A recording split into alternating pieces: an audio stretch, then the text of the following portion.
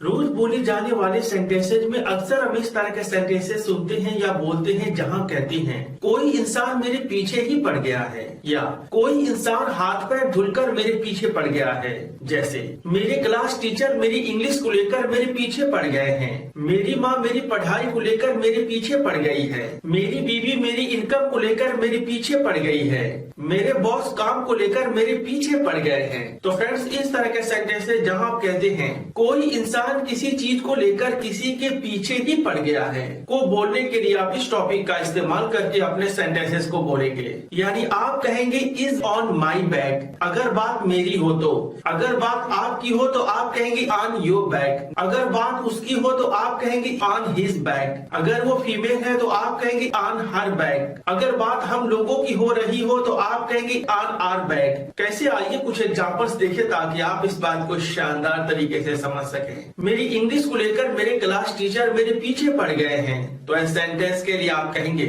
My class teacher is on my back about my English. About my English का मतलब हुआ मेरी English को लेकर, यानी पूरी बात हुई मेरी इंग्लिश को लेकर मेरे क्लास टीचर मेरे पीछे पड़ गए हैं। मेरी माँ मेरी पढ़ाई लिखाई को लेकर मेरे पीछे पड़ गई है, तो इस सेंटेंस के लिए आप कहेंगे my mother is on my back about my studies, यानी मेरी पढ़ाई लिखाई को लेकर मेरी माँ मेरे पीछे पड़ गई है। मेरे पापा मेरे कमाई को लेकर मेरे पीछे पड़ गए हैं, तो इस सेंटेंस के लिए आप कहेंगे my father is on my back about my income, यानी मेरी इनकम को लेकर मेरे पापा मेरे पीछे ही पड़ गए हैं। तो फ्रेंड्स, उम्मीद करता हूँ कि आपने बड़े शानदार तरीके से सीखा कि इस तरह के सेंटेंसेस जहाँ कहते हैं कोई इंसान किसी बात को लेकर किसी के पीछे ही पड़ गया है को बोलने के लिए आप इस टॉपिक का इस्तेमाल करके अपने सेंटेंसेस को बोलेंगे।